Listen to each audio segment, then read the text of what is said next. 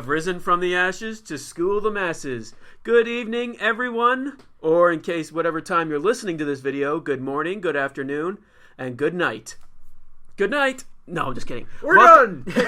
Welcome to episode 130 of the Scholars of Wrestling. I bet you're all thinking, hey, this isn't the usual man who does the introductions. This voice is weird. This voice is completely different. Well, I'm not Scholar Jeff. This is Scholar Tarek. Alongside with me, Scholar Brian. Hello. Hello. We're all in the mind for wrestling this week. Oh, indeed we are in the mind for wrestling. And apparently so much wrestling the fool couldn't be here because if you people noticed on Twitter, I tried to call him out on one specific incident that happened on Raw, but apparently he wasn't man enough to show up and take that loss here. Brian was man enough because he was sitting right next to me when I called him out on it. Yeah, we're bringing that up. Damn right we're bringing that up. What other reason could the fool not show up? He'll make up some kind of BS that he's not here to explain why he's not here tonight, but we all know my truth. Yes. And if you people aren't tell because you can't watch us right now, Brian is rolling his eyes at me, but you know what? I'm the man behind the microphone tonight, so it's my show tonight. Mine. That's all right. You know me. I'll get you back later. We'll see about that. Anyway, let us just go right on to what we usually do when we start our show by peeking behind the curtain and checking in on a little Backstage news. Oh, shit. As Brian almost destroys the table doing that meh. That was one powerful meh. Jesus. It's coursing through the veins. The power of Brian coursing through the veins with the power of the meh. And apparently the power wasn't strong enough in the chairman of WWE, Vince McMahon, because he did that and he tore his quad. He tore his quad doing squats. Yep. While doing some training. He's a 70-year-old man doing squats. Yeah, some shit's gotta tear. Okay. He decided he wants to mimic Triple H and tear his quad. Just watch. When he's ready to get back in shape, he'll tear his other one. Didn't at the Royal Rumble in 2004, didn't he tear both of them at the same time? Yes, he did. I guess he just wanted to one up Triple H then. Yeah, that's the call here. First of all, how do you tear them both at the same time? Entering the ring. By walking down to the ring. It wasn't walking down. It was when he threw himself into the ring. It wasn't when he was walking down. He dove into the ring, and then he tried to get up, and you just see him collapse. He's just like, let's go with it. This whole situation's messed up, so I'm just going to sit here and not let people know I'm injured until they read about it the next night or the next day. But what I've been reading is that, his surgery went well, and he'll be back to work next week. From what I heard, he was back to work the day after surgery. No way. Yeah. From what I heard, he went back to work yesterday. I heard it was next Wednesday. This Wednesday. No, that isn't. Okay. This is Vince McMahon we're talking about here. He doesn't know. He doesn't know time off. Okay. Hell, he doesn't know his own limits. The man is, like you said, he's 70 years old. He's pushing himself way too hard with that training. Whatever training for. Why is he training? For what is he training for? What is that? Only Vince McMahon knows. He's training. In the words of Jericho, he's training for it. What is it? Nobody knows. Nobody knows. Well, goddamn, if he really did go back to work yesterday, holy shit. Congrats. Your man fruits are just ginormous. He's a badass even if he doesn't know what he's doing creatively. Sometimes. It's like he's a badass even though he's delusional as hell. Yeah. Sometimes. The last couple months have been pretty good. But before that, he's just like Push Roman Reigns. But, sir, people are not liking Roman Reigns. Push Roman Reigns. But hey, Seth Rollins is doing a great job. Maybe we should turn face. Push Roman Reigns. And, well, from what it's looking like, we're actually going to get some of our wish. But we'll talk about that one later. Speaking of returning, it was announced that our favorite diva, or women's wrestler, whatever the hell they want to be called now, Paige, is actually going back to Raw. She's going to be coming into Raw. She's actually booked. She's booked every show. Yep, going forward. Booked on every show. Is this suspension is officially over Saturday. So is this going to turn like this whole situation maybe into a storyline? I would actually like to see if they do that. I mean, why not? They threw Roman Reigns' suspension into storyline. Why the hell not Paige? Not even suspension, just everything going on backstage with that whole thing. First, they probably won't talk. First, her going into the imagine. Okay, legitimate truth. They had to put her in a mental ward at a hospital. What, about a month and a half ago? Because she ran out into the street and they deemed her a danger to herself. And then all this crap going on with Del Rio. And even though Del Rio's gone, everybody knows about it at this point. They won't bring him up. They won't bring him up, but imagine if they just had her, like, a mental breakdown and we get Crazy Paige. This is my madhouse. It's a madhouse! It's a madhouse! We finally get the Paige that Paige was meant to be. Fucking insane. Let's hope so. Let's really hope so. Cause Raw's Divas need it. Okay? You got Bayley, you got Sasha Banks, you got Charlotte, and then you got what? Then you got Nia Jax and Alicia Fox, and we all know what happened there. And you all know our opinions of Alicia Fox and Nia Jax. Yeah, and with the Master of Optimism not here, we're not afraid to call out on that bullshit. Yeah, I do appreciate that Nia Jax fucking murdered Alicia Fox. So you have my foot in the door of liking you. Of saying you're all right this week. Don't mess it up. I will only say she's in the right like storyline wise. I still have that fact that she's still green. She's very inconsistent. She'll have one good week and then she'll screw up like a bunch of times in a row. Well, like I said, it's she's only succeeding when it comes to the storyline aspect of her character. I still don't think she's that good of a in-ring competitor. I still give her props for still going at it, and she's slowly, like turtle speed, getting better. I'll give her that. But it's still, like, I look at her in the ring, and she just, character-wise, she's comfortable. Wrestler-wise, she's not. Fair enough. And we both hate Alicia Fox, so we'll just give her the points for that one.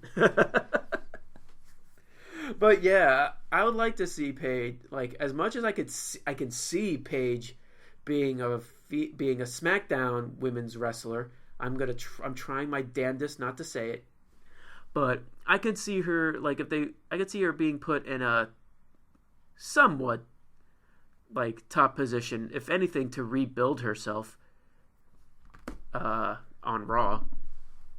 Because the Raw women's wrestling needs more talent. They're putting their too much focus on Charlotte, Sasha Banks, and Bayley, which completely understandable because they're the best that they have. But when you really look at it, when you just have Alicia Fox, Nia Jax, and Dana Brooke, Bayley, Charlotte, and Sasha are all you got.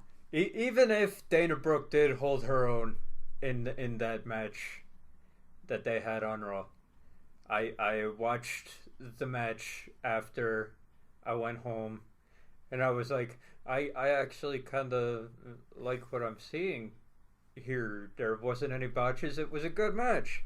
It was a good match. And she did what she was supposed to do. So okay. But yeah, we'll talk more about that when we discuss Raw. But when it comes back to Paige, I just can't wait to see her again on TV. We miss Paige. We miss Paige, and I want that crazy gimmick. I don't want what she had going when she came back. Before she left. She didn't really have anything, but now you have story. You have story from the outside that you can use. Okay, she's been in the mental ward of a hospital. Okay, use that. Okay. And apparently, someone else needs a mental ward. Is our favorite man, CM Punk, who we finally got that fight that he's been building for what, 2 years now? Yeah, this was fantastic. Okay, I went to the Tilted Kilt with my best friend, and we were there for 2 fights. Okay, one was the fight right before that with Faber and Jimmy Rivera, because he actually knows Jimmy Rivera. His wife grew up with Jimmy Rivera. Oh, neat. So it's like and he's from Ramsey. So it's like we're rooting for him. He gets the win. We're all jazzed up. We're ready to go. He's a big CM Punk fan. I'm sitting there like, man, wait for it. And then we get Mickey Gall out first, but then all of a sudden, with the greatest theme song of all time. I'll give Mickey Gall coming out to "Oh Mickey, You're So Fine." Yes, I will give you that. Yes. And then you get into another awesome theme song with Cult of Personality. I got really into it. Oh, because remember what I said in the last couple weeks. If he doesn't come out the Cult of Personality, I'm walking out because it's bullshit. And 2 years of build-up, 2 years of pumping this whole thing up. CM Punk makes the amateur rookie mistake of running at his opponent. You are not Brock Lesnar. You cannot run, hit him in the face with one punch, and knock him out. Okay. Well, and then that is where all went down from there. CM Punk losing the fight, tapping out in the first round because Mickey Gall caught him. Okay, caught him on the run. Basically dragged him over to the cage. And just started pounding on him. You should have seen CM Punk's ear. That was disgusting. He was in a no-win situation. Even if he did win the fight, he was in a no-win situation. But yeah, tapped out the first round. That's when all the memes started of CM Punk. Like, we all knew it, but you know what? I will give it to Punk. I give him respect because he did try. And the fact that, yes, he lost, but he's not giving up, and he's looking forward to training for his next fight, whenever the hell that's going to be. Probably Dana White has said that it's not going to be in the UFC. Not in the UFC, yeah. I read that too. You're probably going to see him where Bobby Lashley was. I can see that. Strike Force or something like that. But UFC... This was a gimmick fight. It was always a gimmick fight. It was always just to see what he would be able to do, and they'd go from there. And he showed that he was not ready. I agree. Okay? He was not ready at all. It's an amateur rookie mistake. He's a rookie. He was excited. I get that. And here's the other big problem. Okay, he was going up against what, 25-year-old kid. And he's 37. It just, like I said, he was in a no-win situation. Even if he did win, because then people would say, "Oh, CM Punk win? Oh, it must have been staged." Because there's no way he could beat a young brass fighter. Like I said, it's a lose-lose for him. But you know what? Like I said, I still give him respect for trying and still wanting to do it, because people would say, "Hey, Brock Lesnar didn't win his first fight either." And now that we got the props out of the way, let me say it now. In the tone of AJ Styles, I don't want to say I told you so. Jeff was so optimistic, wasn't he? I don't want to say I told you so. I'm gonna yell it. I told you so. Okay. I would have been surprised if he actually did win. It's not that I wasn't expecting him to lose the first round, but I wasn't expecting him to win. But I actually thought we would get some kind of decent fight out of it, but that really wasn't the case, sadly. No, he came out of the gate like a moron and got caught and got treated like one. He just was way too excited. He was pumped. And you know what? He was really pumped up. The crowd was pumped up. The crowd was ready. And I guess it was so amped up. Like, when you compare it to the fight before, okay, and I'm like, okay, it's a bad move because Jimmy Rivera's had 21 fights at this point. So he knows what he's doing. But Faber was all excited. Okay, but Rivera's sitting there waiting him out. Mm-hmm. Waiting for Faber to throw a punch, and then he'd hit him with 3 kicks. So it's that. You've seen CM Punk and his kicks. Okay? If he had done the same thing, okay, different style of opponent, yes. Because Mickey Gall is straight up submission style wrestling. He's been in 3 fights. He's made his opponent submit 3 times. So, different style, but same kind of deal. He goes for a takedown, lift a knee. That's it. Lift a knee, nail him in the face. Wait for your spot. That is the UFC. That is the MMA way. Okay? If you come in too hard, too fast, like CM Punk did, that's what you get. That's it. Oh, yeah. I won't completely trash on him. Like, oh, we knew you're gonna fail. You suck. I respect the him. dedication. Mm-hmm. Okay, but ever since he said it, it's been a gimmick fight. I didn't expect much out of it. That's exactly it. And I was proven correct in my statements. A lot of people hated on me for it, but turned out I was right in the end. Give him props for actually going through with it. It takes a certain set of balls to step in the octagon. So I give you the props for that. You're a rookie going right into the big leagues. You're just being tied on by your name, hanging on by your name. You should have started out slow. You should have started out low. Actually got a couple fights under your belt. Exactly. And then set up a fight in 2018. Get a few fights in for 2 years in the lower leagues like the Strikeforce and other places. Build a strategy and then go for the UFC. And then go for the going for the UFC first. Not a smart. You're not Brock Lesnar. Okay, Brock Lesnar is an entirely different animal. You're CM Punk. You should have started out in the minor leagues, then go like you did in the wrestling business. You started out in the indies, then you went to the big time. Should have done the same thing. Exactly. In MMA. Point blank and period. Will we see CM Punk in UFC again? Most likely. But not for a while. But not for a good while. But like we said, he has to build a strategy other than just... Because his brand in the UFC is pretty much crapped on at this point. Mm-hmm. Hell, it was crapped on when he first showed up. Yeah, true, but they gave him props. Until they found out how much he was making for that fight. Holy shit! Yeah, right. Jesus.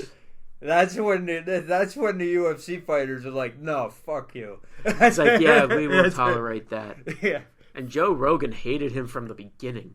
Because CM Punk made $500,000 from that fight. Mickey Gall made $30,000. Okay, insane. And I'm like, come on, dude. That's it. That just shows you that they knew it was a gimmick fight. It's all branding, man. All branding. And speaking of branding, moving on, let's go into the Cruiserweight Classic, shall we? Why not? The conclusion of a great tournament. What a conclusion it was, Oh, man. my God. I loved every second of it. They made TJ Perkins into a star. They did. And we'll just say it right here. T.J. Perkins is the winner of the Cruiserweight Classic, and honestly, this kind of shocked the hell out of me. Is the first ever, well, in the new WWE, the WWE Cruiserweight Champion. I did not realize that it was for a championship. I thought it was when they first released it, it really wasn't. They kind of just, in my opinion, they kind of just threw it in there. Which is fine. Oh, it's when you really look at it in the long run, it is understandable. Because if you're going to do that, okay, the guy that you made champion earned the championship. I understand where they were going with it. My only real gripe with it is the fact that I was expecting the Cruiserweight Classic to be its own and pretty much its own entity. It will be now, because from what I understand, they're gonna try to do it yearly. Is it yearly? I think so. Like I remember talking with some buddies of mine. They'd be really smart to do it yearly. Have different, because you're not gonna get Ibushi again. You're not. My only gripe with it now is, now looking back, if that was the whole plan the whole time, to just throw the Cruiserweight Championship on it, it just was like, oh, well, all you guys who are just not signing up, well, your chances of winning are completely gone. Hell, goodbye. It's like, goodbye chances. Now we're just giving it to our guys, and I'm just like, okay, what? But here's the deal, okay? Shouldn't it really be more equal opportunity? Other than just more like, oh, one guy signed in, you're automatically the winner. I wanted to know when they decided to make this for the championship, because I'm not completely certain. Oh, I'm not certain either. I think that at the beginning of this, Kota Ibushi was going to win the tournament. I thought he was at the beginning. I even said at the beginning, I'm like, he's winning it hands down. No, but as soon as he didn't sign up, they're like, okay, then you're not winning it. That's exactly so it. So that's perfectly fine. It makes sense. But I want to know when I want to know exactly when they decided that this was going to be for the title, because that will answer every question that we have. If they decided like the day of the semifinals and the finals, fine, it makes sense.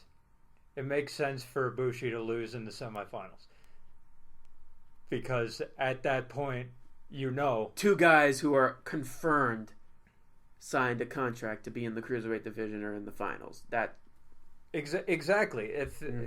But I want to know if that was the plan the whole time. Yeah. The whole time. I want to know that as well, because or if they were just like, okay, at this point, these certain people have. Kota Ibushi hasn't signed.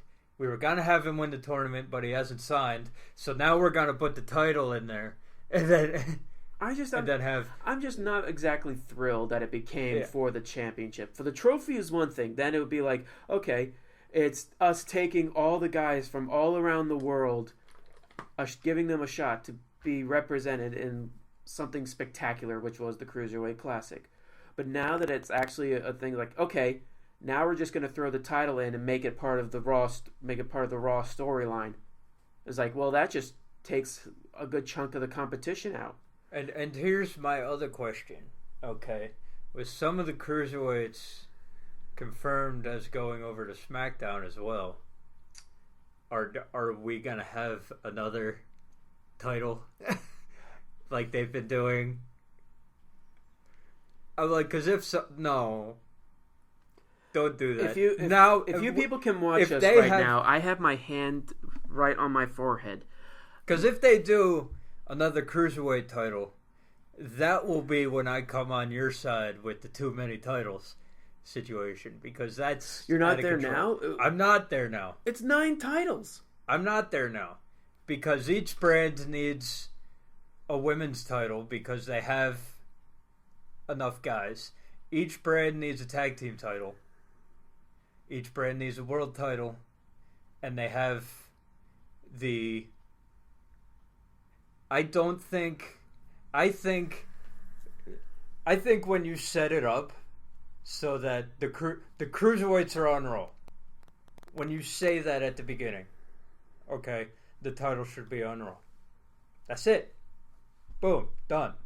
You put another cruiserweight title on SmackDown. That's when I go, all right, I see where Tarek's coming from.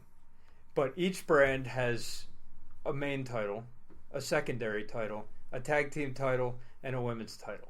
Makes sense. But if two cruiserweight divisions, no. You said at the beginning that the cruiserweights were going to be on Raw. Exclusive to Raw. Now that you're putting a few on SmackDown, don't you dare put a cruiserweight title in there. I said this to Jeff. I don't know if you were here on whatever episodes we talked about this, but no, you weren't because I remember having a big discussion with Jeff about this. I always felt like the brands needed a world title, yes. A mid-card title, yes. Tag team titles, yes. They don't both technically need a women's title.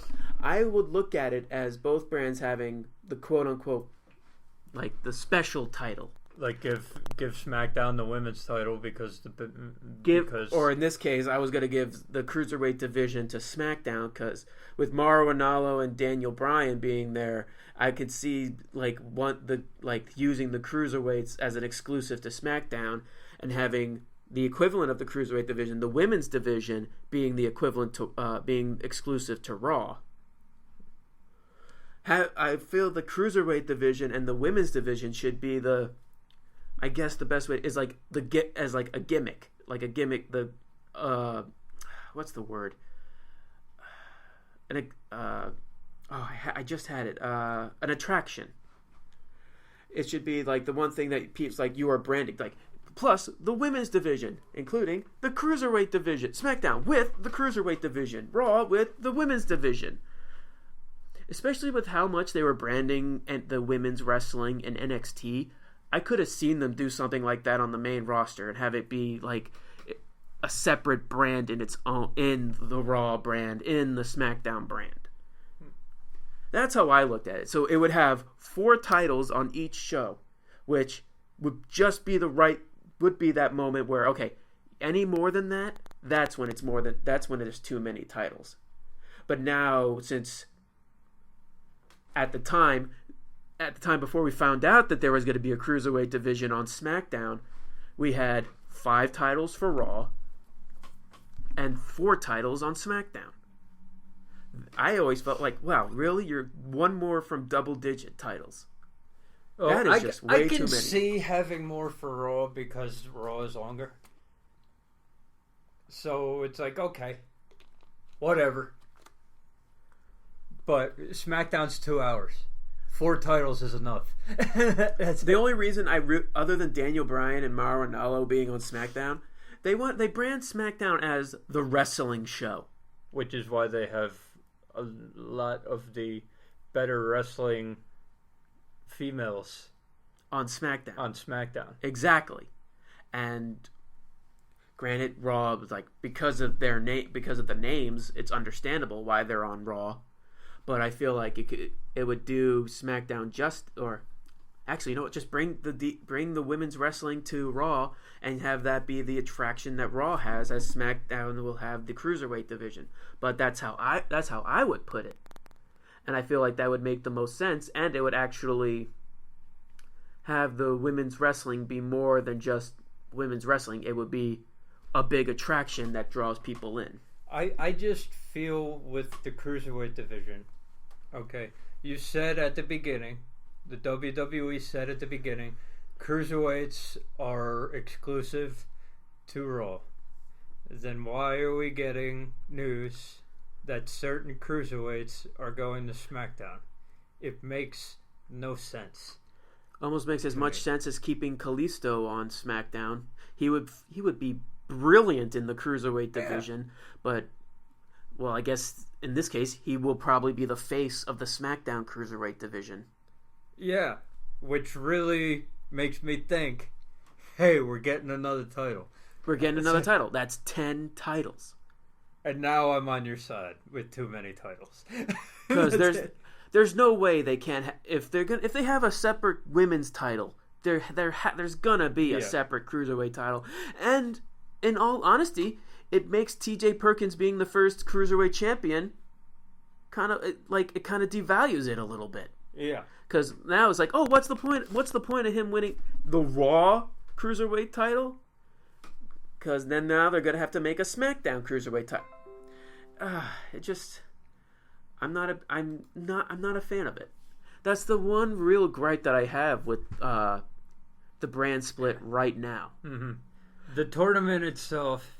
Oh, I loved every second of it. Yeah. Best wrestling I've seen. And we've even said it when we were watching Raw. We're going to, once the Cruiserweight Classic's over, which it now is, we're going to just binge watch the entire thing. Yeah, there were a couple cruiserweights who had no business being there.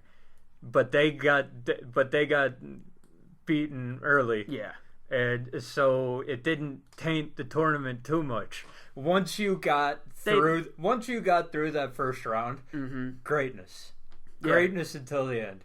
You had to cut out the dead weight, and once you did that, greatness all the way through. And you made stars out of Ground Metallic and T.J. Perkins. Oh yeah, especially T.J. Perkins. Zack Sabre Jr.'s signed on, correct? Yes. So yeah, we're gonna, and he was a star too. He looked good, yeah. Everyone who was in the semifinals and finals were great. It's just a shame, like Kota Ibushi, he was the only one that wasn't officially signed, so he wasn't going to make it. He might have made it to the finals, but if he made it to the finals, you knew the other guy was winning. Mm-hmm. It was one of those. That's the one thing that kind of hurt the tournament for me. So I was like, when he lost in the semifinals, I was like, ooh. Because I thought he was getting to the finals no matter what. Mm-hmm. So when he lost in the semifinals, I was like,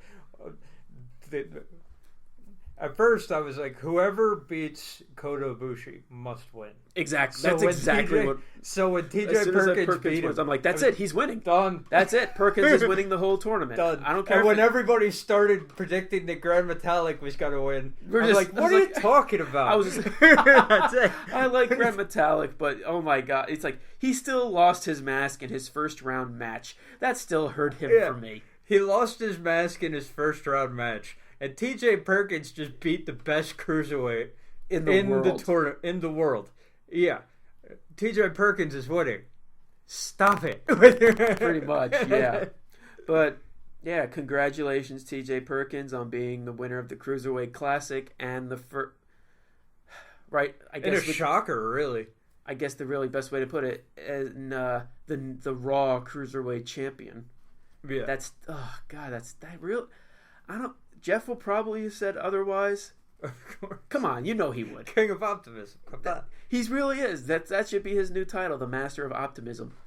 No, but now do I think that it's going to be an issue having cruiserweights on both shows? Probably not. No, because the matches are going to be great. But it's the principle of the thing. You say you're gonna do something, you do it. The WWE once again doesn't do it. No, they do it. They just decide to just add more to it. No, I'm not talking about the tournament itself. No. I'm talking about making the cruiserweight division. I know what you're talking about. Yeah. It's like yes, we're making a cruiserweight division. It's like we're gonna have a cruiserweight division exclusive on Raw. You like that? Oh, the Cruiserweight Classic was such a success. Why don't we just give them more of it on SmackDown? It's like then what? Then what? Then like you were making this whole thing, having it be exclusive to Raw. It's making it such a big deal. So it's like, why? Why? We were up here, and now we're down here. And now you lost a good amount of points on that. And it's, in my opinion, I will say it again. It kind of hurt T.J. Perkins' win in it because it's like, okay, I'm the Cruiserweight Champion. I'm the best. Wait, who's this guy? He's the other Cruiserweight Champion. What did he do to win his Cruiserweight title? I won a tournament, tournament against the best in the world. Yeah. What did he do? Win a battle royal? Which is probably We'll make our own SmackDown tournament. All the ones who didn't get too far. All the names that didn't win. Wait, okay. Whoever is the highest rank that made it closer to the finals. Because add Neville and Sami Zayn into the... Honestly, I see Neville. After what happened on Raw, I don't see Sami Zayn entering the Cruiserweight division. Until they screw him over again. But we'll just say... Well, actually, you know what? We'll have that be the transition to Raw, because what else do we have to say about the Cruiserweight division? Nada! Or the Cruiserweight Classic. Congratulations, TJ Perkins. Seriously, you Congratulations, TJ Perkins. Amazing tournament. Don't screw it up. Great finale. All 4 matches that were on that was just so great. Triple H, you did it again. That's it. He is. Tell you what, he's on a roll. With how much crap we talked about him in the 2000s and all that, all the backstage politics and all that noise, what he's doing now is starting to supersede everything he did beforehand. Like, we talk about Triple H now, and we're like... The one difference I can say is back in the 2000s, we were on him so much because he was giving it to himself. Now that he's more of a backstage guy, he's giving it to... He's pretty much making the WWE his own brand by basically building up these great ideas, the Cruiserweight Classic, NXT, from the ground up. Because with Triple H, without Triple H, you probably don't get AJ Styles. You probably don't get Kevin Owens. You don't get Shinsuke Nakamura. You don't get Shinsuke Nakamura. You Samoa probably Joe. Don't get Sami Zayn. Any of them. We probably don't get Bobby Roode. Yeah. So it's like,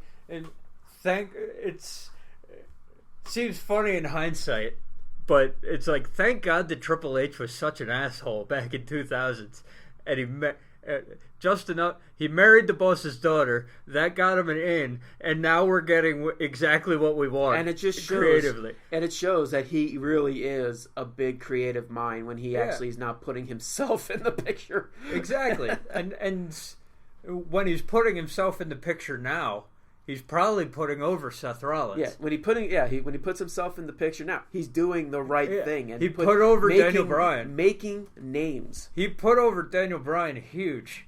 Eventually, we will get someone who is in the same league as someone like Stone Cold Steve Austin. Pretty much the wrestlers who basically their names became so big that people who aren't wrestling fans know who he is. Yeah. He will eventually make people. He will make wrestlers that we don't know when, we don't know who, but it is gonna. Honestly, I feel like Vince McMahon's final real guy who he made into a name that's bigger than wrestling was John Cena. Yeah, and honestly, I think that's the best way to go out. And that's mostly with John Cena. Mostly that's because of what he does outside the ring. We all know his downfalls and all that, what people think of him inside the ring, but outside the ring, with all his Make-A-Wish Foundation stuff, with his movies, with basically everything that Dean Ambrose said about him on SmackDown is what makes him the name that he is to the people outside of the wrestling community. But we'll talk about that when we get to SmackDown. Talk about that now later. Let's actually get to Raw, because we were just supposed to transition into that, and then we got distracted. Stuff happens. You know what? It's entertaining stuff to talk about. Let's talk about Raw, and let's talk about the women's division that opened Raw with Charlotte verbally assaulting Dana Brooke again. Sasha comes out saying she wants the title shot. Bayley comes out saying she wants a title shot. Dana Brooke decides to slap Charlotte in the face. Greatest. She put her all into that slap. Yeah, she did. That was. Oh, that was. I clapped. I clapped when you for saw Dana Brooke. This is me we're talking about. Clapping for Dana Brooke. I'm not there with Dana Brooke yet. I never said that I was there with it, but when the slap heard around the world, yes, you got a clap from me. Okay, that's it. It's actually really funny that you're talking about the slap heard around the world. Well, because that's pretty much what they're talking about. Charlotte got slapped in the face. They don't care who it was from, because if you actually listen to the crowd, once Charlotte got slapped, they were going nuts about it. And then Mick Foley's like, you know what? I'm going to make a triple threat match. Sasha Banks, Bayley, and Dana Brooke. Then people actually went quiet again. And we figured and then we're out, just like, oh, it's not because Dana Brooke slapped. It's not because Dana Brooke slapped Charlotte. It's just because Charlotte got slapped. Yeah, and figured out the logic behind this match later. Okay, Sasha versus Bayley, of all the money matches that they've given away on Raw, that in the past few weeks, the one that they didn't want to give away was Sasha Banks versus Bayley. So they had to throw Dana Brooke in there. So they did something to throw Dana Brooke in there. You knew she was going to take the pin, whoever won. Wait, what? Dana Brooke didn't take the pin. Didn't? No, it was Bayley. Bayley was the one. Bayley took out Dana Brooke and was going for a pin, and then Sasha just did a pretty cool roll-up and rolled up Bayley. Okay. Well... I'm sorry, Brian. I kind of ruined you. You kind of ruined your momentum there. God damn it! You said you were going to get one at me, but I got one right back at you. Double. I got that double power on you. Well, let me say this, okay? This is the first match that I have ever seen of Dana Brooke where I didn't notice one botch. Well, it's really look who she's working with.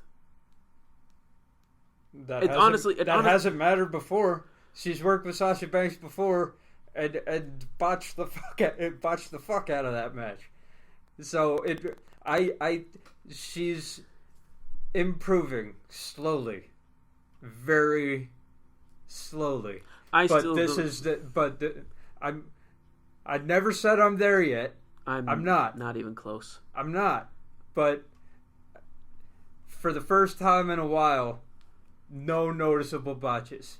And this is the girl who couldn't put Charlotte's foot on the bottom rope. You're just not going to let that go, are you? No. You can't let that go. I know you can't. No one can let that go. Scarlett Jeff tries to let that go. No, you cannot let that go. Dana Brooke becomes future women's champion. It's like, you don't deserve that title. You couldn't even put Charlotte's foot on the rope. That is with you until the end of time. She was with you. You would probably put on a 5-star women's match against Charlotte. It's like, you still couldn't put the foot on the rope. You still suck. Yep, that is me. You know what? I'll go with you now. That is you. That is you. That is, to me, Dana Brooke is to what Roman Reigns is to Jeff. Okay? Well, no matter how good you do, there will always be that one thing that will drag me back to you. So you couldn't put her foot on the bottom rope. Fuck you. Well, Vince McMahon is high on Dana Brooke too. He actually wants to put her as a top face, which is probably why they're doing the angle that they're doing with Charlotte. And this, I'm loving Charlotte. I don't care what anyone says. I'm actually loving Charlotte being this character. I'm loving the character. I like the character. I kind of think the wrestling's gone a little bit downhill. SummerSlam, I will give you that, but that's it. It's like so. SummerSlam was actually the worst thing I've seen from Charlotte in a long time. Yeah. Hell, and Sasha Banks, I'll add her to that because she was just as much into it. Well, that's what happens when you land on your damn head. But the botching in that match was pretty much Charlotte. Oh yeah. So it's like everyone has their off nights. You were on. Yeah, but have an off night. You have on an the off second night. Biggest pay-per-view of the year. Yeah, I was about to say everyone has their off night. It just so happened to be on the second biggest event in WWE. Not a very good night. Not a good night. Not a good night to be shitty. But but you get Charlotte versus Sasha Banks in the Clash of Champions. In the Clash of Champions. Now imagine, if you will, Sasha Banks as the Raw Women's Champion, who we've got now as the SmackDown Women's Champion. Not gonna say it yet because we're not there yet. You're a happy scholar. Yes, I am a very happy scholar, and I'm also happy with the number one contender. That is gonna be that's too. Yeah, but we'll get to that later. Let's continue talking about Raw. The first half hour of Raw was pretty good. Now let's move on. We're only going to talk about the big highlights because really, do you want to talk about Bo Dallas versus a jobber?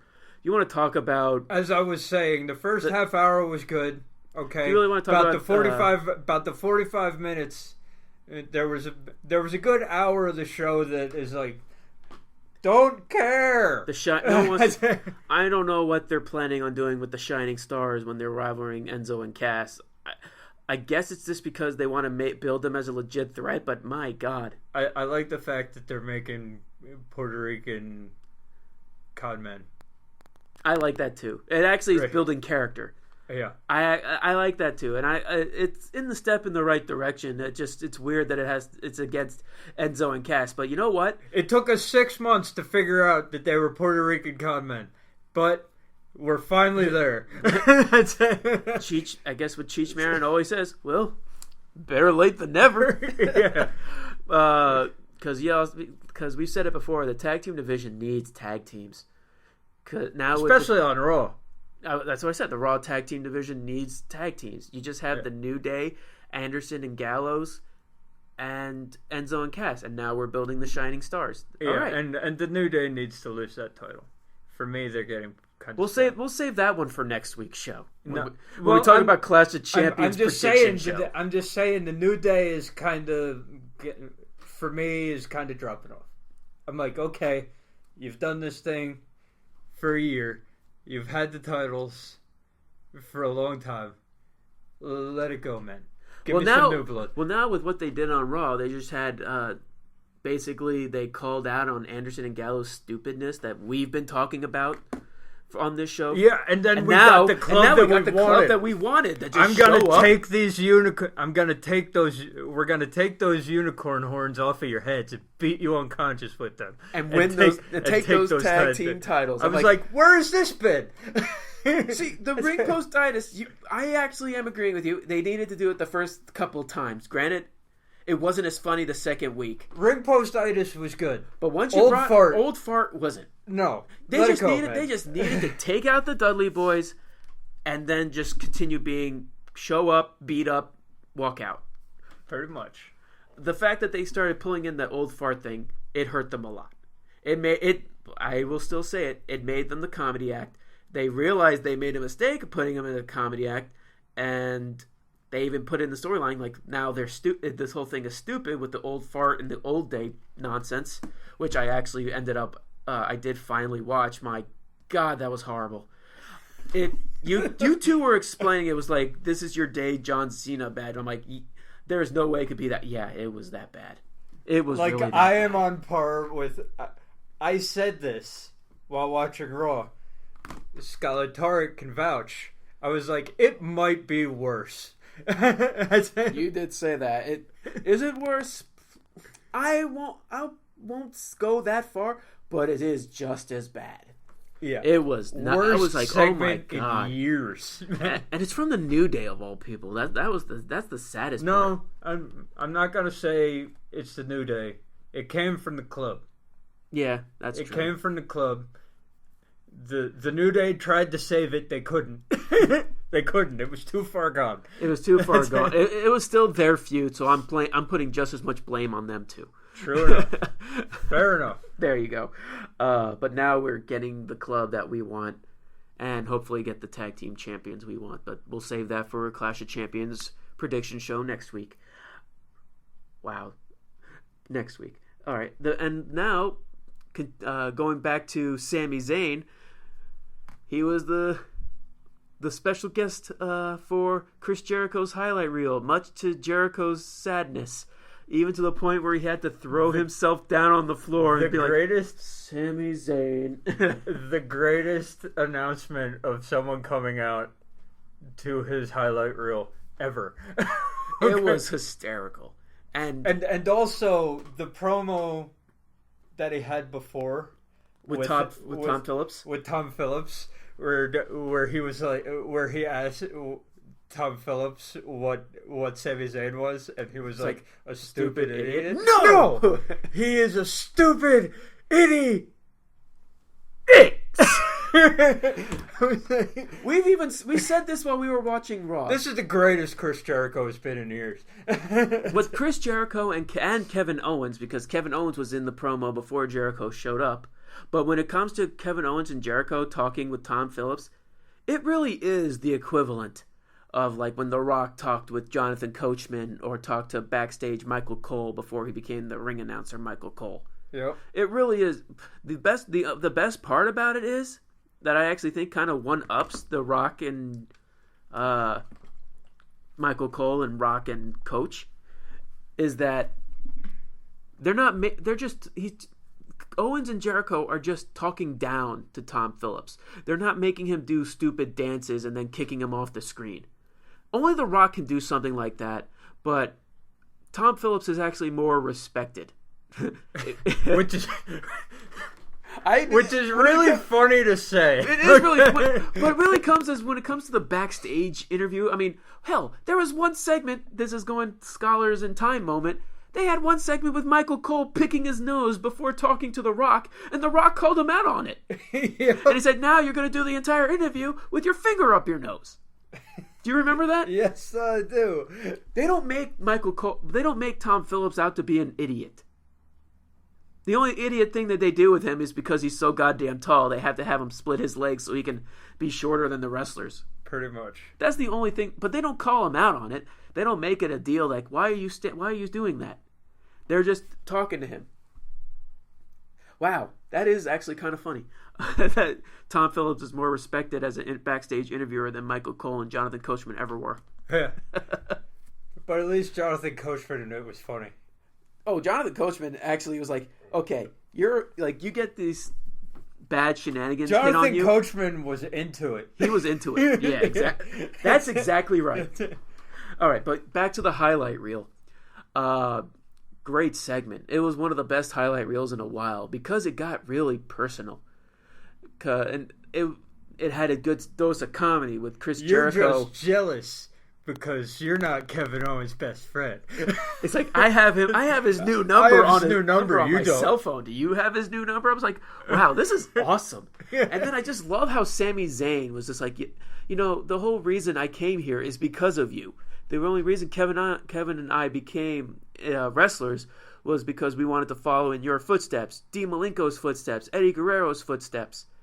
And it was just like, wow. And now that we're here, and now it's sad to see what you've become, and that's Kevin Owens' bitch. I was like, oh! Seriously, this was like the best. This was seriously the best mic work that Sami Zayn has gotten since coming up to the main roster, because they gave him time to talk.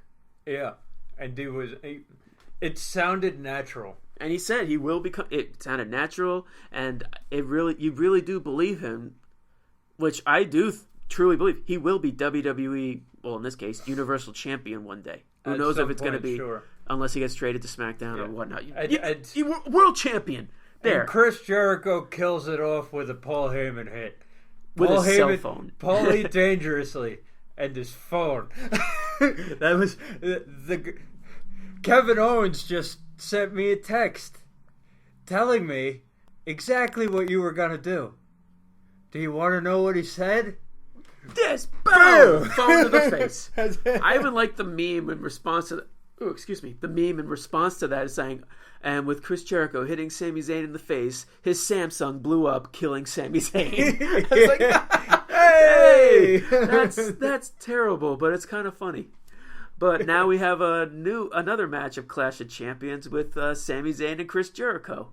Card's looking pretty good. It's going to be a very big card. I like it so far. And continuing with that card, or card building, we have my favorite Best of 7 series with my man Cesaro. Yes, my man.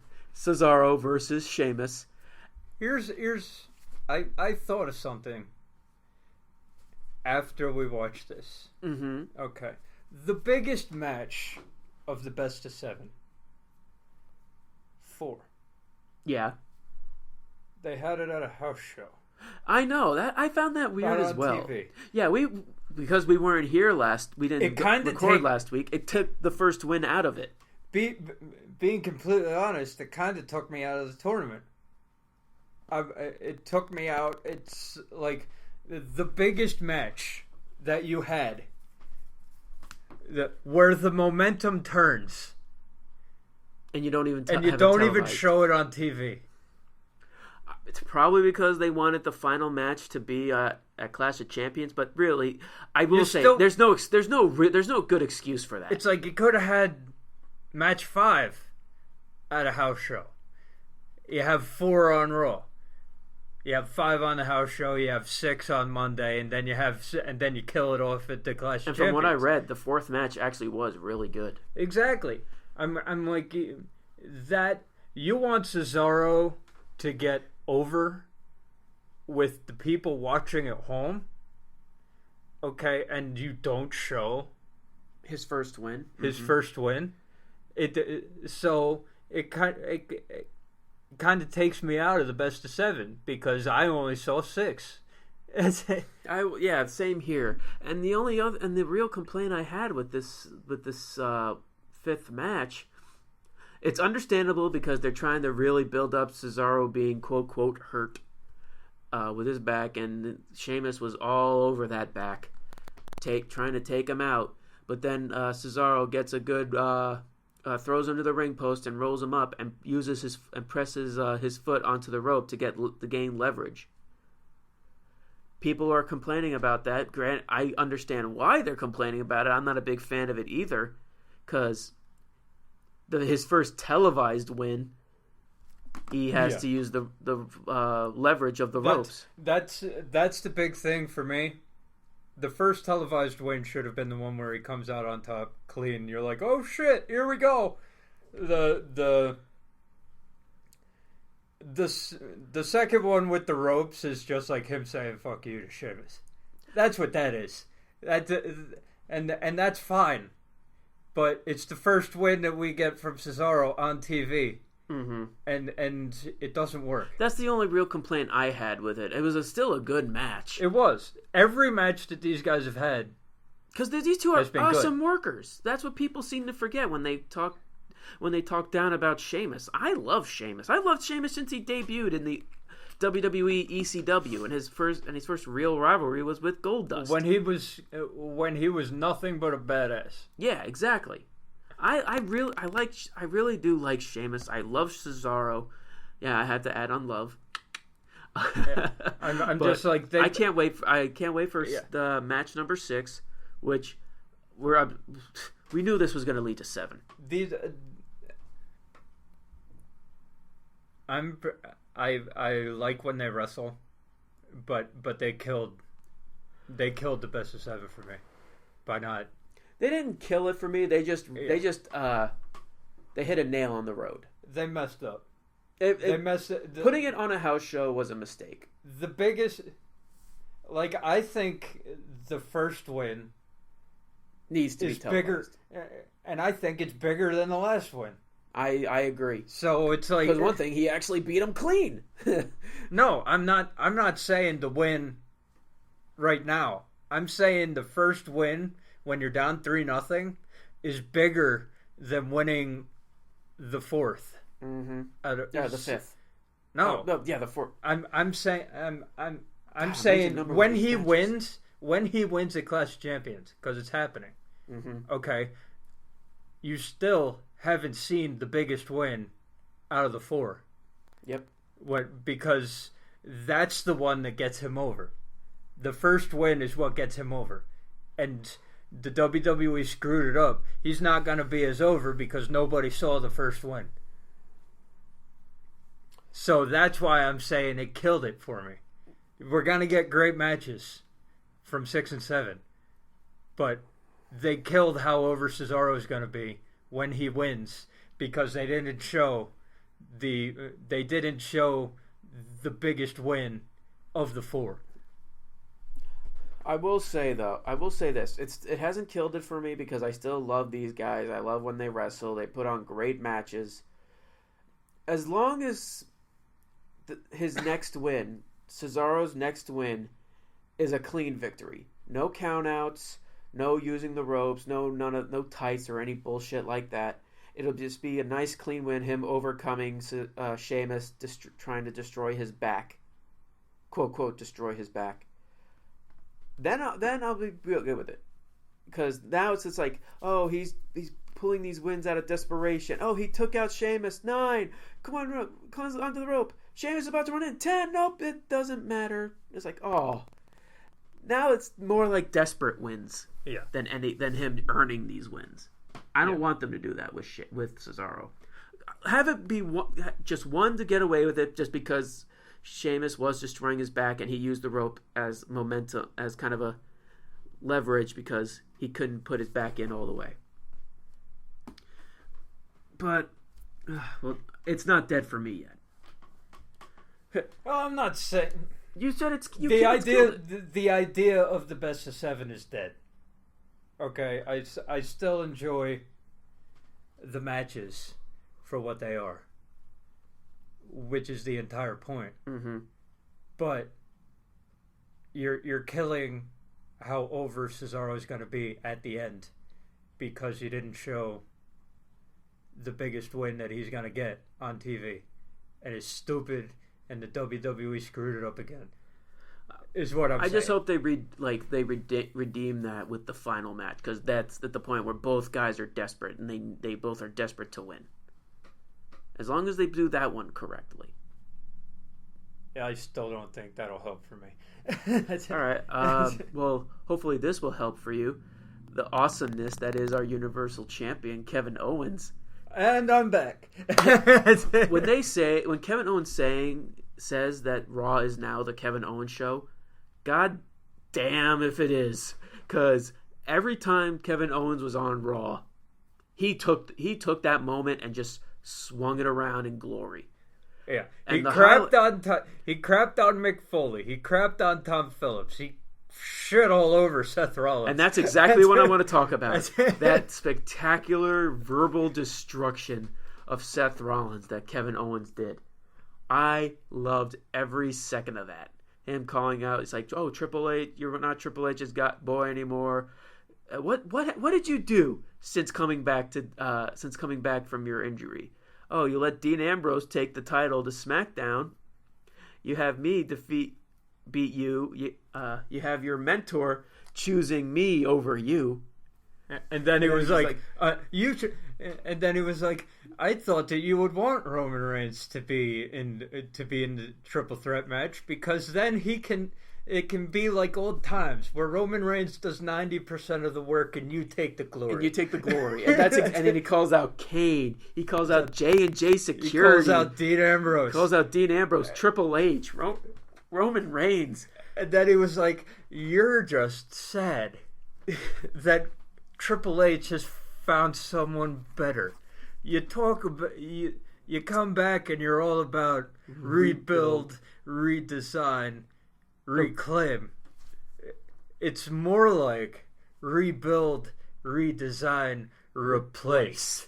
And then he walks out doing the Seth Rollins laugh.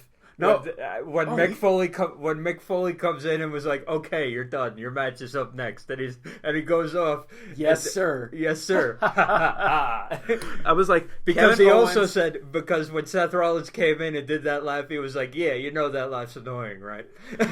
Seriously, Kevin Owens has officially become the #1 heel on Raw, and he is taking that title and holding his head out high. And with the reactions he gets, you don't even know if he's a heel, because Seth Rollins is still pulling the chicken shit heel shit that he was pulling.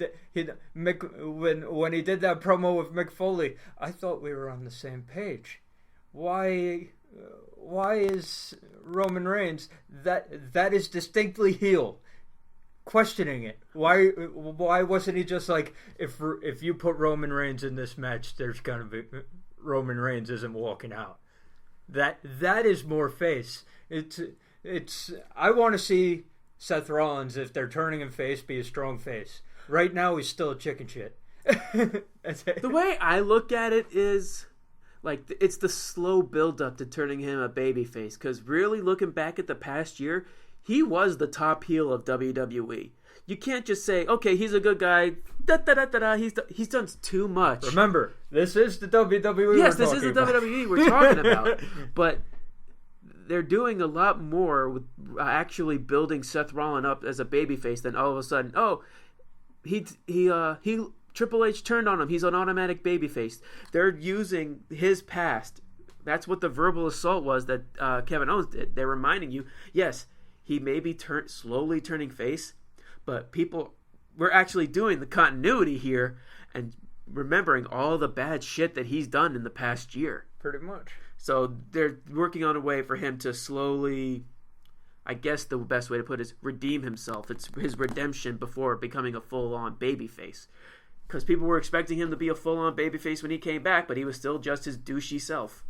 And now that he came in and attacked Kevin Owens, who is booked as the top heel, even if it's against Foley's wishes, which I really wish really want to see the talk between Foley and Seth Rollins after he interfered in the match and caused a disqualification to keep the match going. They're probably going to be like they didn't have a talk, and the first thing we see on Raw is Mick Foley and Seth Rollins. That's most likely going to be the case. But when it came now to Kevin Owens versus Roman Reigns, if Roman Reigns wins, he's in the title match at Clash of Champions. The match was good. The match was very good. And Seth Rollins comes out, attacks Kevin Owens, as we said, and comes to the back, and Mick Foley sends into the back and says, "The match isn't ending this way." At this point, I was like, "Oh." Yeah, at this point, hell, did you hear that crowd? Everybody was assuming that, oh no, this is not good. Roman Reigns is going to be in the match. I have never heard Rusev get a larger pop than when he ran out. Because as soon as he ran out, you knew that Kevin Owens was winning. At that moment, it's like, hey guys, I'm back from my honeymoon. I'm going to crush, and he did Rusev. Crushed him! And that's exactly what he did. He crushed Roman Reigns' dream of being Universal Champion. And now we're going to get Roman Reigns as the United States Champion. Oh yeah. That's the only real downside, because Rusev is just so awesome. Yeah. He's a great heel. Yep. But when you see what he does and says outside the ring on his Twitter and all that, he is like the coolest guy ever. Yeah. And he really is. He's one of those guys who... He's the second coming of The Miz in the way that even if he loses everything he has in wrestling, he's still got a hot wife. Really? But yeah, now we're gonna soon get a United States title match. The match and the Universal title match is now officially going to be Kevin Owens versus Seth Rollins. Slowly transition Seth Rollins into a babyface, and we'll talk more about that next week for the prediction show. Pretty much. But until then, we had the Smackdown pay-per-view that we still need to talk about. WWE Backlash. And may I say, great show. It was good. It just didn't have a pay-per-view feel to me. I still liked it. I can agree with that. It was a really good Smackdown. That's exactly. It was nothing more than an episode of Smackdown with a half an hour extended. Yeah, and all the titles were on the line. Pretty much.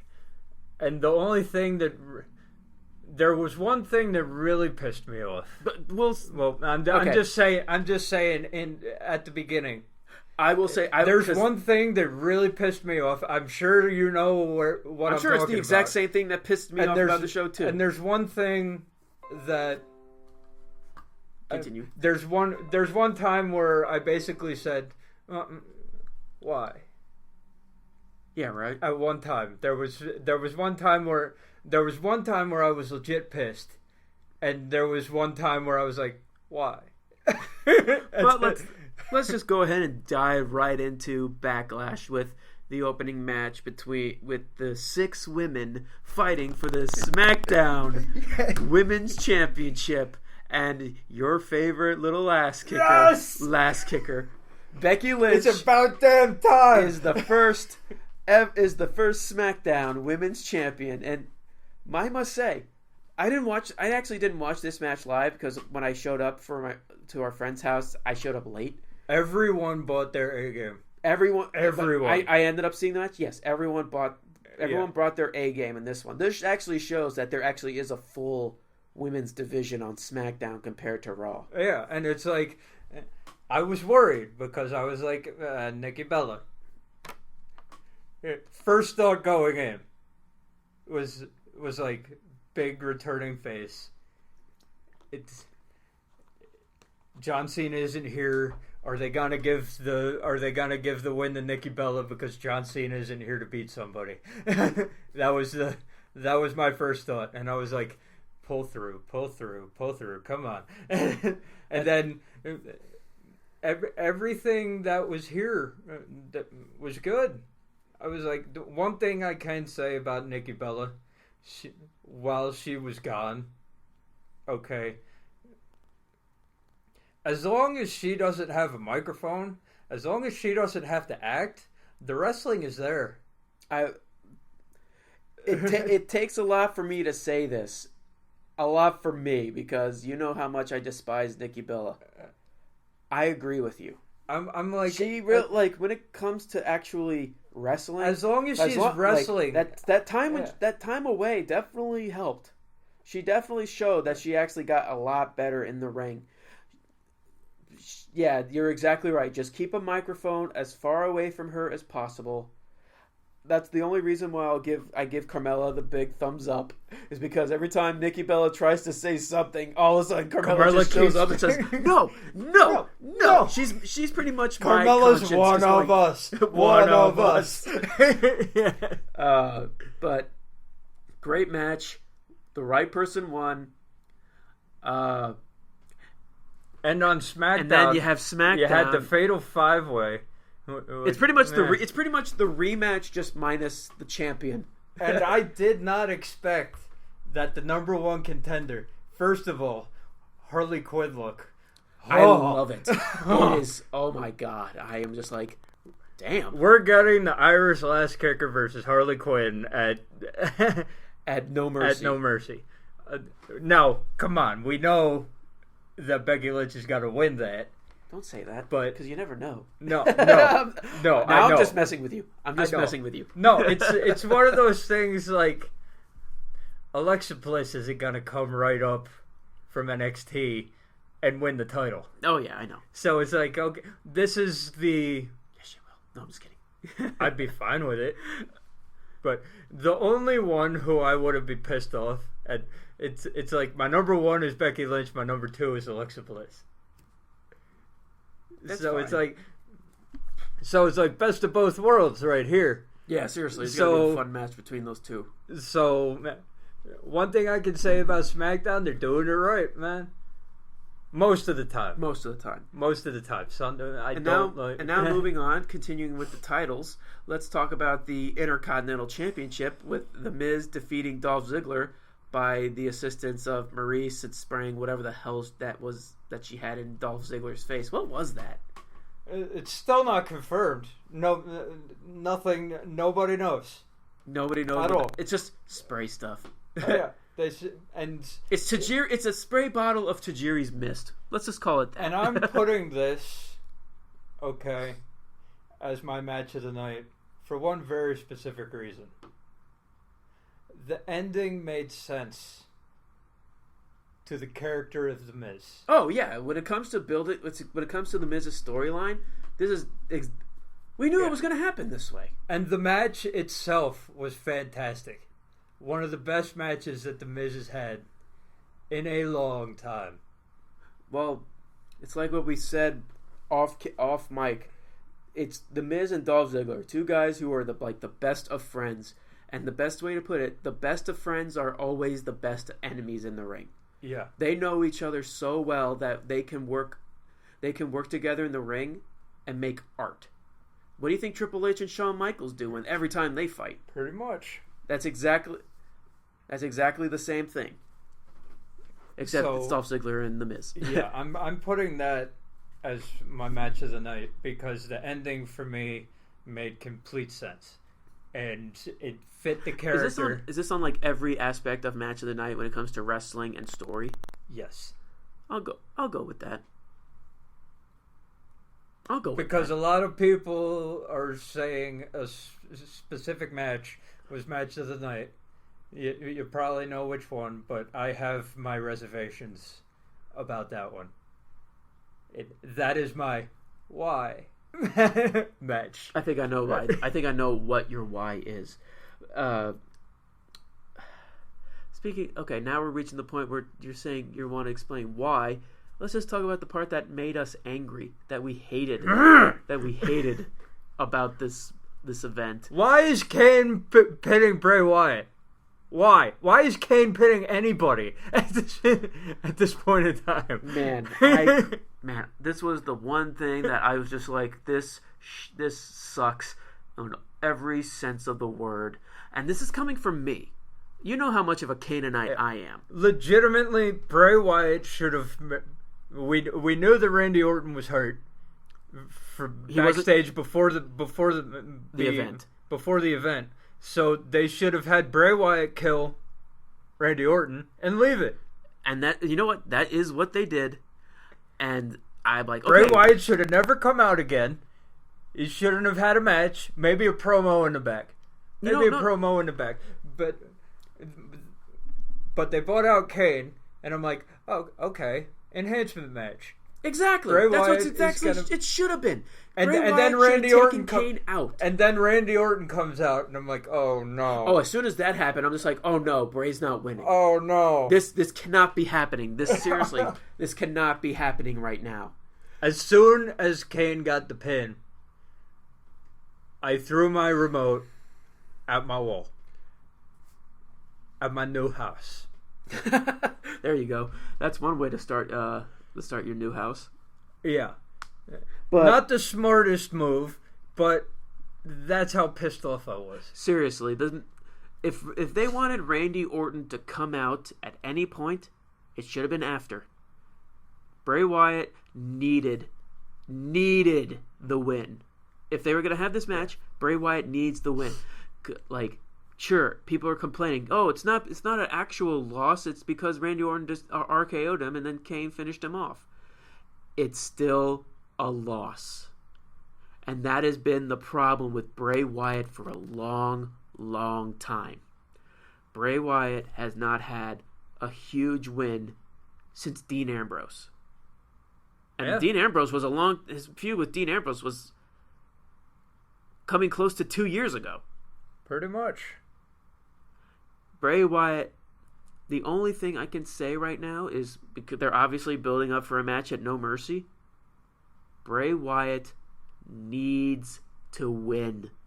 It's something that everyone in the internet wrestling community has said. Because they like Bray Wyatt. They like Bray Wyatt's character. He's the most intriguing character in WWE. But he's also the WWE's most recent jobber to the stars. And that's the problem. That's the problem, and that's why I expect... And what happened on Smackdown didn't help the situation at all.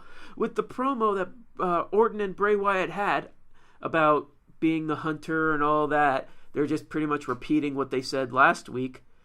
But now, Eric Rowan decides to show up, and nothing happens. He just gets an RKO, and that's it. It's just like, okay...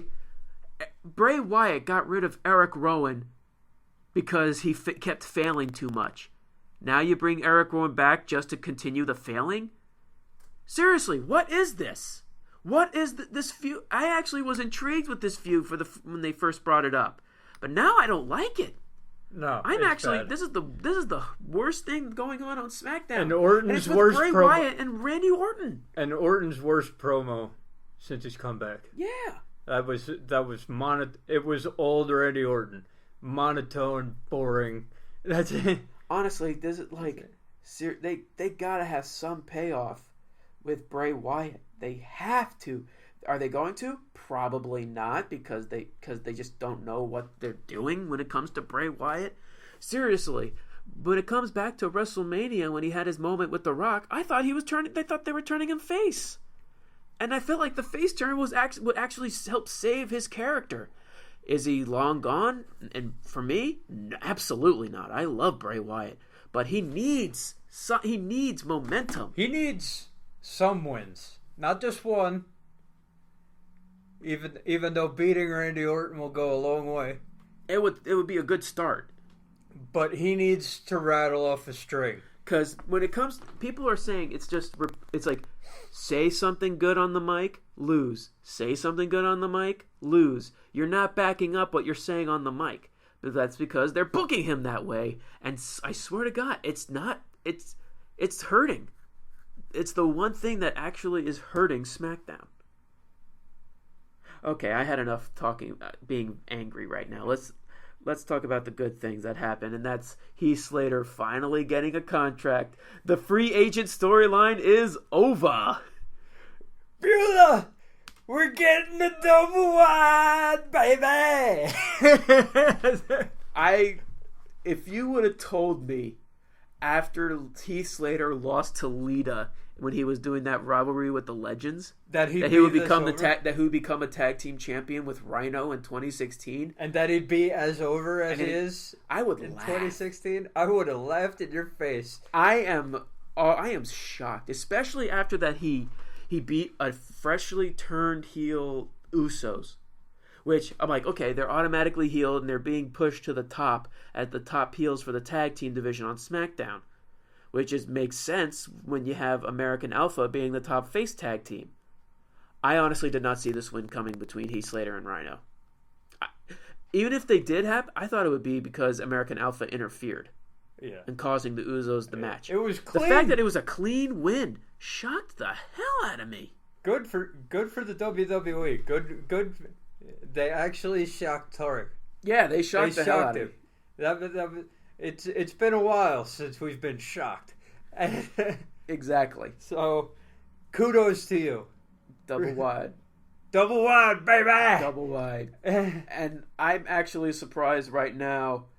I'm actually becoming a fan of Heath Slater. I'm shocked. Yeah. I've been a fan of this whole storyline. It's a free agent storyline that for the first time in a while actually works. Exactly. And it's actually getting me intrigued. And now on to the main event. AJ Styles versus Dean Ambrose for the WWE World Championship. In a great match between the two. It was good. And then we come to the finish, and that is probably Brian's why. AJ Styles just beat John Cena. Clean. You are reading my mind. No bullshit. You are reading my mind right now. And now he needs a dick kick to beat Dean Ambrose? Now, Dean Ambrose is good. Okay, I'm going by WWE logic here. This is not my real thoughts. Because what I'm about to say is got to be blasphemy for most internet wrestling commentators. Dean Ambrose is good, but he's no John Cena. You just blew the internet wrestling community's minds with that statement, sir. I'm going by writing team.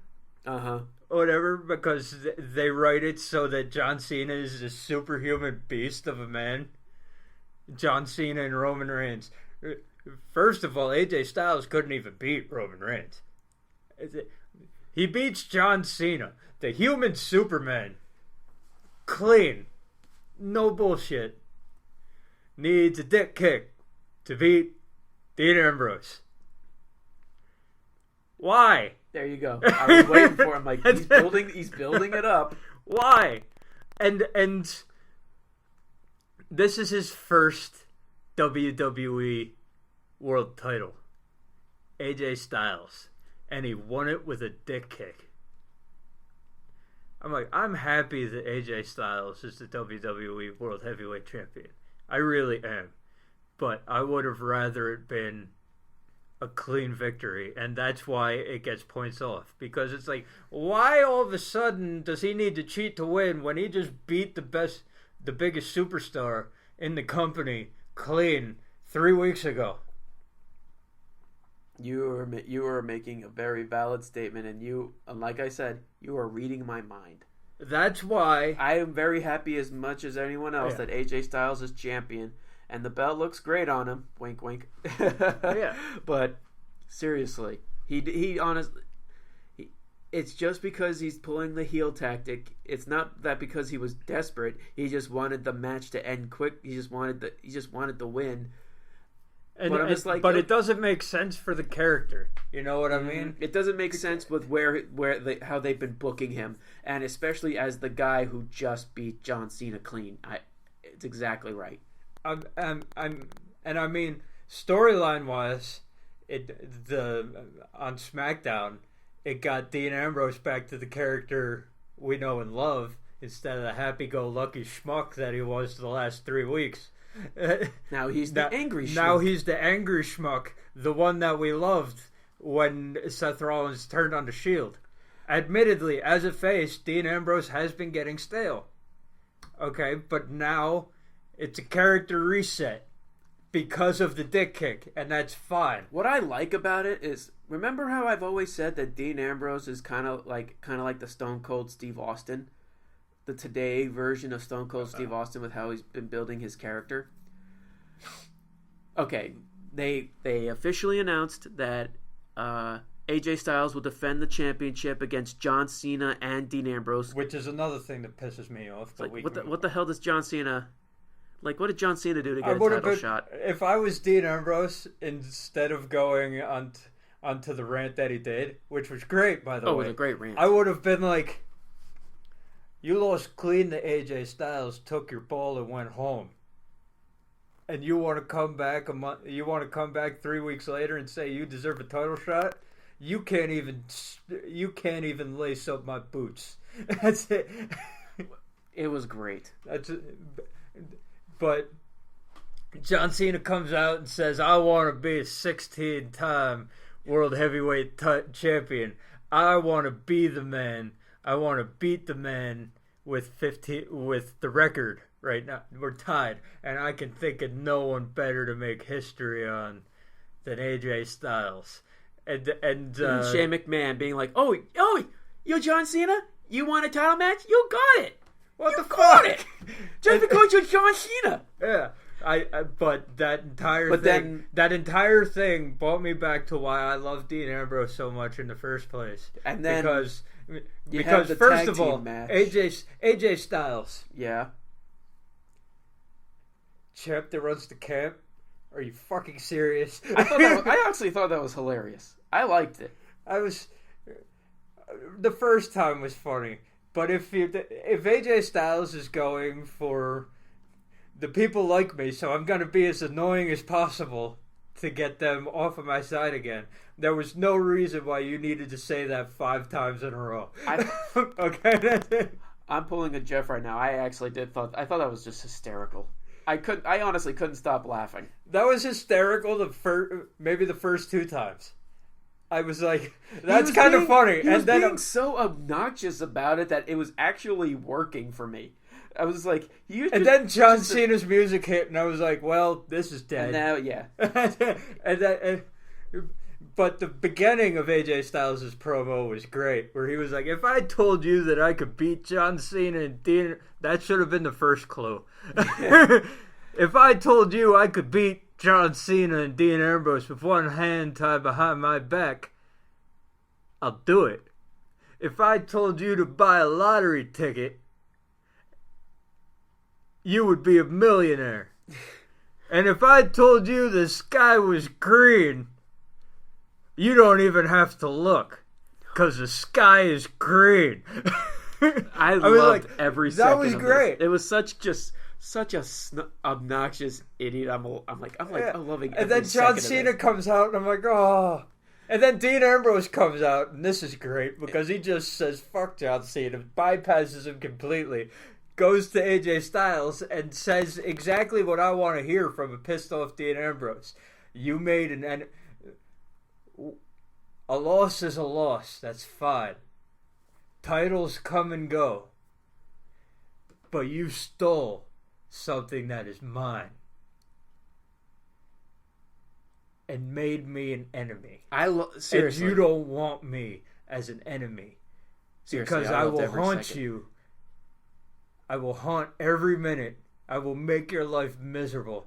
Then John Cena has to do his thing. And then Shane McMahon gives him the... No, because you didn't...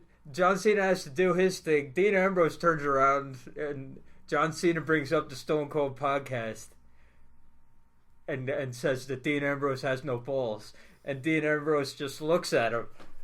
Excuse me? Just looks at him and is like, I'm sorry. You must take me for someone who gives a damn what you have to say. Calls him a lazy part-timer. Oh, God, this is so great. I actually watched this one segment so many times. And then says, you lost to this guy. Clean. At SummerSlam.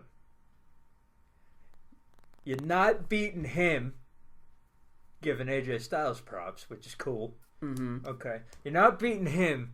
If you can't beat him, you're never gonna beat me. Seriously, never ever. And I was like, if it ended right there, mic drop, move on, whatever. But no, Shane comes out, makes a triple threat match. Why? Whatever.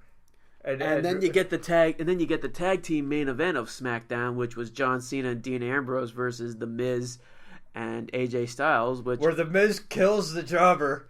And says, I'm the main event, Daniel, not this guy. I actually like that. Like, it's putting the Intercontinental Champion in the spot. This is your main eventer?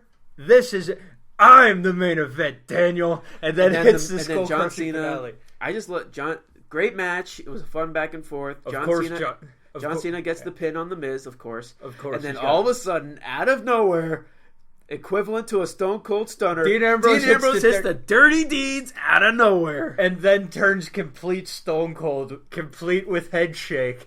And remember at the end when he hits the dirty deeds, gets down on his knees and starts talking crap? I'm like, he went full Stone Cold. That's Dean Ambrose becoming Stone Cold Steve Austin perfectly.